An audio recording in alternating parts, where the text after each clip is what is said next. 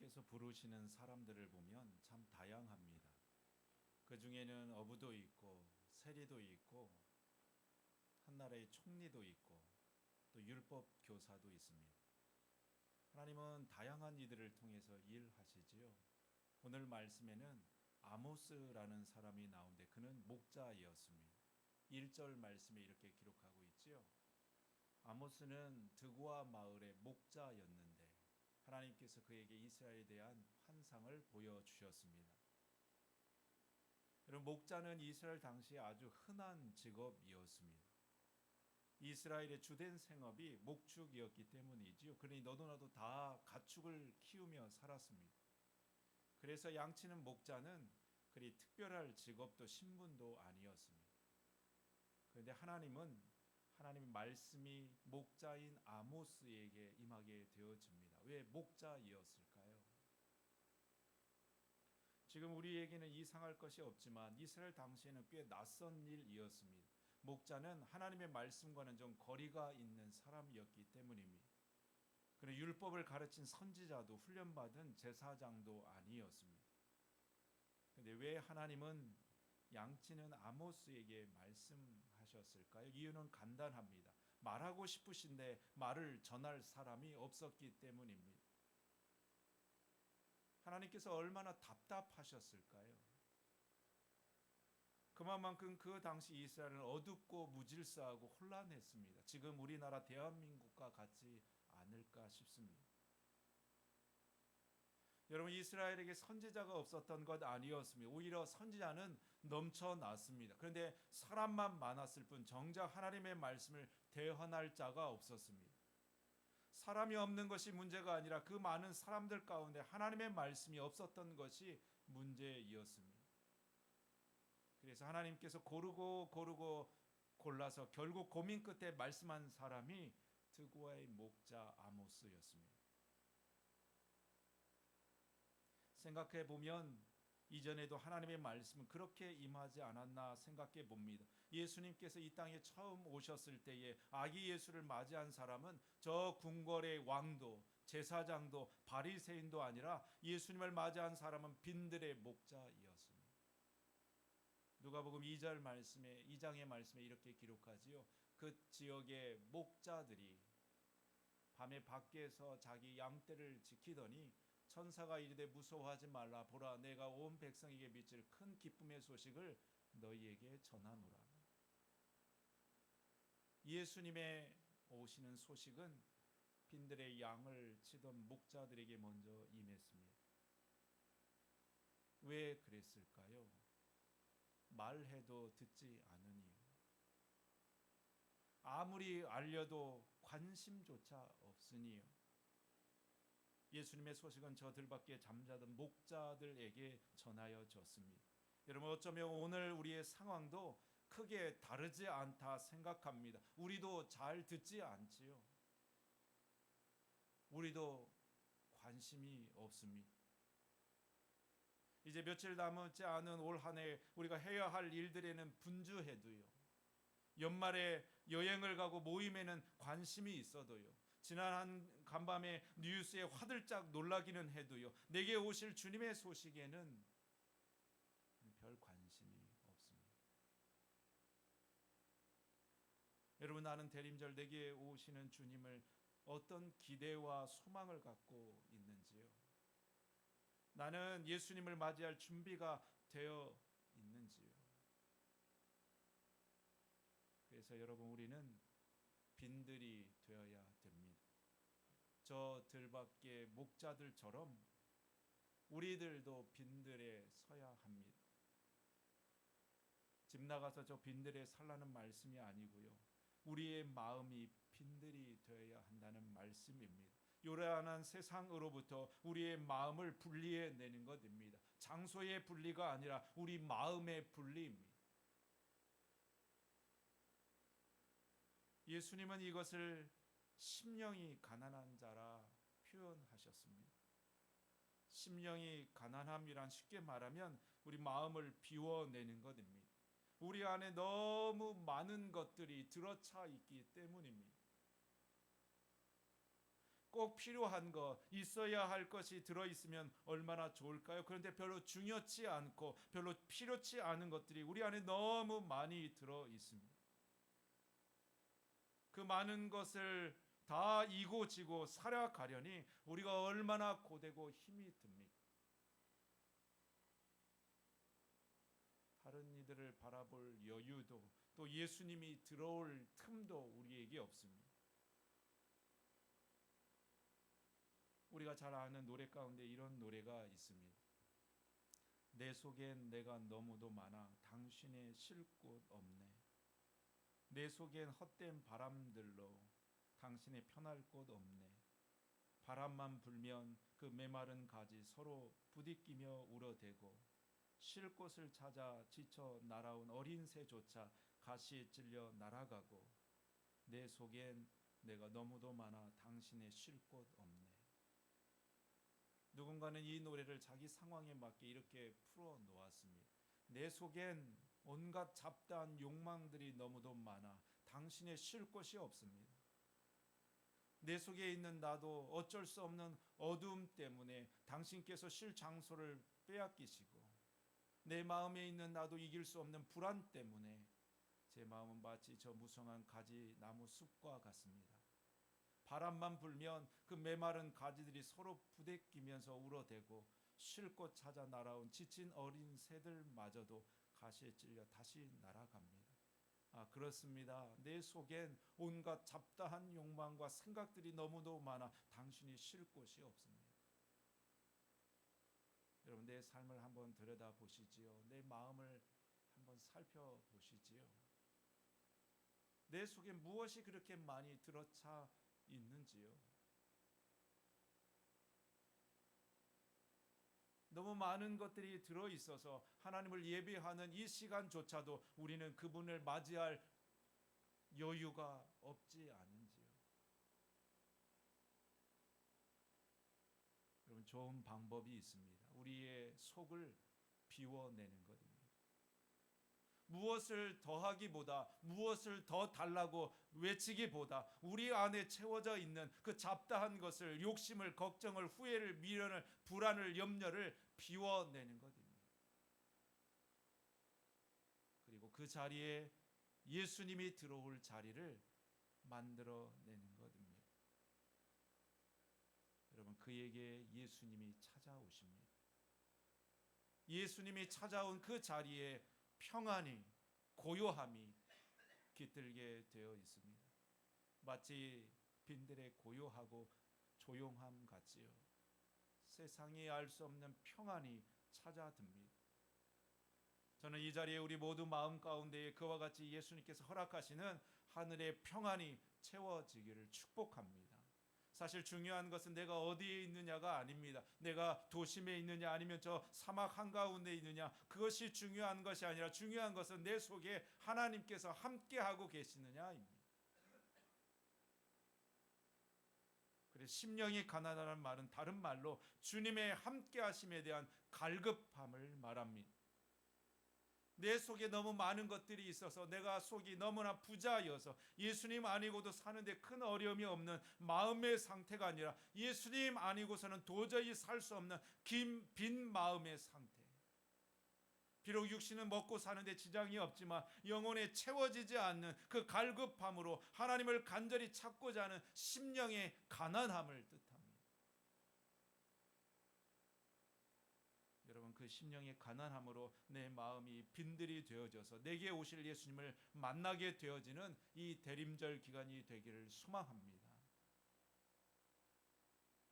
빈들이 된다는 말은 또 무슨 의미일까요? 두 번째 빈들은 우리 영혼의 고요함, 침묵을 의미합니다. 쉽게 말해서 하나님의 소리를 듣기 위해서 내가 조용해지는 것입니다. 내 소리를 낮추고 세상의 소리를 줄이고 주님의 소리에 주목하는 것입니다. 우리에게 너무 많은 소리가 있기 때문입니다. 한 주 동안에도 우리는 얼마나 많은 소리를 들었는지요. 지난주 우리는 무슨 말을 들었는지요. 옆사람에게서 핸드폰 속에서 TV와 뉴스 속에서 우리가 무슨 소리가 기억이 나는지요?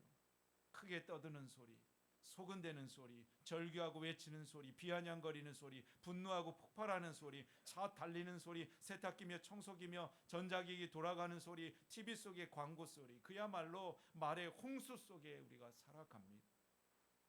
하지만 정작 우리가 들어야 할 소리를 우리는 듣지 못합니다. 하나님도 오죽하셨으면 이스라엘에게 사자처럼 부르짖듯 말씀하셨을까요? 오늘 2절에 있는 말씀에 이렇게 기록합니다. 아모스가 말했습니다. 여호와께서 사자처럼 시온에게 부르짖고 예루살렘에서 큰 소리를 내시니 목자의 풀밭이 시들고 갈멜산조차 메마릅니다. 왜 하나님 사자처럼 부르짖고 큰 소리로 외치셔야만 했을까요? 소리쳐도 우리가 잘 듣지 못하니까요. 불러도 우리가 반응하지 않으니까요.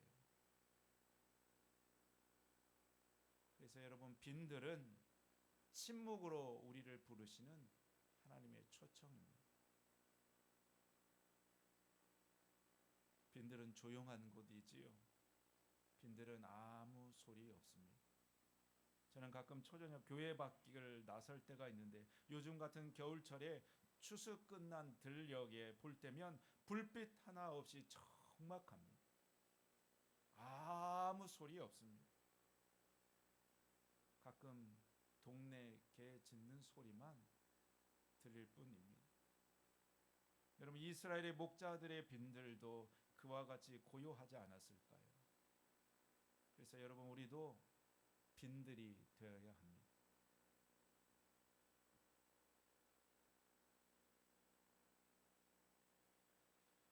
저는 비교적으로 음식을 좀 싱겁게 먹는 편입니다. 그래서 가끔 바깥에서 밥을 먹을 때면 얼마나 맛있는지 모릅니다.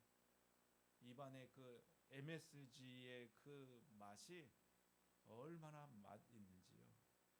입안에서 축제가 벌어지는 것 같습니다. 근데 그 자극적인 맛이요, 맵고 짜고 그 단맛이 먹을 때는 좋은데 나중에 속이 얼마나 불편한지, 배가 하루 종일 요동칠 때도 있습니다. 여러분, 밥을 먹고 달달한 커피 한 잔이 얼마나 맛있는지요. 점심 배불리 먹고 노곤한 오후에 달달한 봉지 커피가 얼마나 당기는지요. 자고로 우리 대한민국은 봉지 커피의 민족이라는 말이 있을 정도입니다. 어느 때는 한 봉지로도 부족해가지고 두 봉지 털어놓고 뜨거운 물 한 모금 탁 마시면 이 맛이야 절로 나옵니다. 하지만 식후에 달달한 커피가 우리 몸에 얼마나 해로운지요. 딱 우리가 사는 삶이 그렇지 않나 생각이 들어집니다. 더 자극적이고 더 즉흥적인 무엇인가에 끌려 살아갑니다. 당장 그것이 맛이 있고 만족을 주는 것 같지만 우리는 금방 그것에 실증이 납니다. 그래서 더 달고 더 짜고 더 매운 것을 찾아 그것을 노예처럼 살아갑니다. 여러분, 우리가 좀 멈춰설 필요가 있지 않을까요? 우리의 삶에 좀 브레이크가 필요하지 않을까요?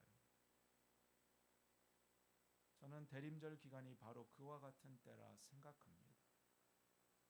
우리의 매달려가는 우리의 열심을, 우리의 소리를 잠시 내려놓고 하나님의 소리를 듣기 위해 빈들에 서는 것입니다.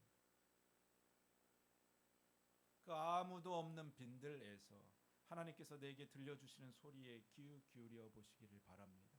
주님 내게 뭐라 말씀하실까요? 너 참 수고 많았다. 한 해 동안 너 정말 애썼다. 그래, 이제 좀 내 안에서 좀 쉬어라. 너 좀 그만 좀 걱정해라. 오늘 걱정은 오늘로 족하다 하지 않았니? 그러니 내일 염려는 내일에 맡겨 보아라. 너 그만 좀 미워해라. 너 그만 좀 후회해라. 조금 더 기다려 보아라. 분명 내일이 오늘보다 나을 것이니 소망을 잊지 말아라. 여러분, 하나님께서 내게 뭐라 말씀하신지 빈들에서 말씀하시는 그분의 소리에 더 크게 귀 기울여 보시기를 바랍니다. 그가 세상이 듣지 못하는 위로와 소망을 얻게 될 줄로 믿습니다. 그래서 여러분, 빈들은 복이 있는 자리이고 빈들은 쉼이 있는 자리입니다. 빈들에는 특별한 은혜와 선물이 숨겨져 있기 때문입니다. 여러분, 어릴 적 소풍 가서 보물 찾기를 해보셨는지요? 소풍의 마지막 하이라이트는 뭐니 해도 보물 찾기였습니다. 저도 기억이 납니다. 선생님께서 아이들이 김밥을 먹고 있는 그 사이에 여기저기 흩어져서 보물을 숨겨 놓습니다. 그러면 그 숨겨놓은 보물을 찾느라 정신없이 나무 틈이며 돌멩이 미치며 그것을 들춰내느라 정신없지요. 그럼 여기저기서 소리가 들려옵니다. 찾았다! 보물 찾았다. 근데 기억에 저는 보물을 한 번도 찾아본 적이 없습니다. 언젠가 한번 딱 보물을 찾아서 신나게 들춰봤는데 꽝이 나왔습니다. 찾는 친구들은 몇 장이고 찾는데 왜 저는 못 찾을까요? 하지만 여러분, 쉽게 찾으면 그게 보물일까요? 흔하면 누구나 다 쉽게 찾아볼 수 있다면 그게 어디 보물일까요? 보물은 귀한 것이지요. 누구나 찾을 수 없는 것, 그것이 보물입니다. 저는 빈들이 바로 그와 같은 곳이라 생각합니다.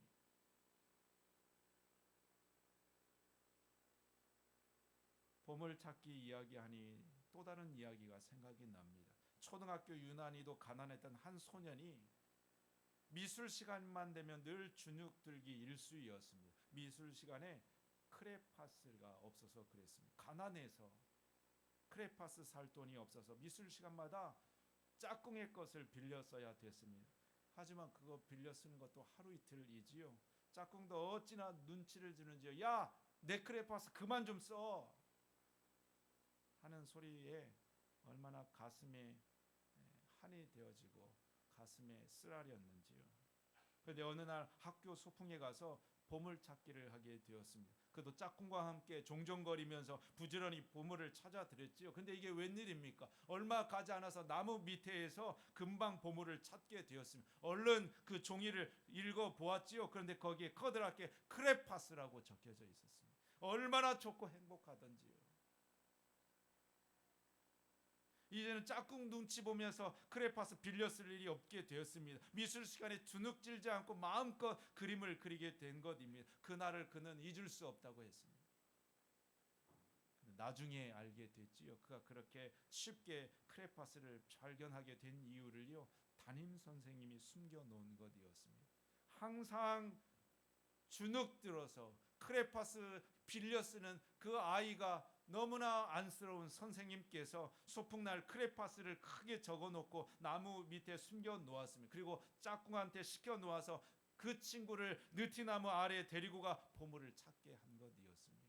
졸업식 날 학교 끝나는 마지막 짝꿍에게서 그가 들은 말을 잊을 수 없었습니다.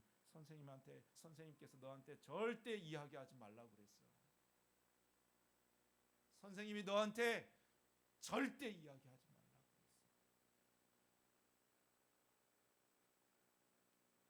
여러분, 왜 하나님께서 저들 밖에 빈들에 있는 목자들에게 예수님의 오시는 소식을 전해 주었을까요? 왜 그 많은 사람들 가운데 드고아의 목자인 아모스에게, 선지자도 아니고 제사장도 아닌 그에게 하나님의 말씀을 전하셨을까요? 아무나 찾을 수 없는, 아무나 들을 수 없는 빈들의 보물을 그들에게만 찾게 하시고 그들에게만 주고 싶으셔서이지 않았을까요? 빈들은 하나님의 숨겨진 보물이 있는 곳이기 때문입니다. 아무나 찾을 수 없지요. 아무나 그것을 얻을 수 없지요. 누가 그 보물을 찾을 수 있을까요? 여러분, 오직 주님과 함께 빈들에 있는 자입니다. 오직 빈들에서 주님의 오심을 사모하며 그분을 기다리는 자입니다. 바라기는 여러분, 저와 여러분이 주님의 빈들로 나아가서 세상이 알 수 없는 하늘의 보물을 찾게 되는 기쁨과 행복이 함께 할 수 있기를 축복합니다. 그래서 빈들은 행복한 기다림이 있는 곳입니다. 그러니 여러분, 너무 서두르려 하지 마십시오. 너무 급하게 내 문제를 해결해 보려고 애쓰지 마십시오. 그 보물은 내가 애쓴다고, 내가 억지로 찾아낸다고 찾을 수 있는 것이 아닙니다. 귀한 것일수록, 값진 것일수록 기다림이 필요합니다. 그분의 빈들에 나아가서 그분의 찾아오심을 기다리는 그에게 그 기쁨의 행복이 찾아오게 되어져 있습니다. 이번 대림절 기간이 그 행복한 기다림을 위한 보물 찾기의 시간이 되었으면 좋겠습니다. 주님은 또 이번 대림절에 무엇을 내게 숨겨두시고 우리를 기다리고 계실까요? 여러분, 불안과 조급함이 아닌 소망과 기대로 하나님의 보물을 찾아가는 이 대림절의 행복한 기다림이 되기를 우리 주님의 이름으로 축복합니다. 기도하겠습니다. 주님, 세상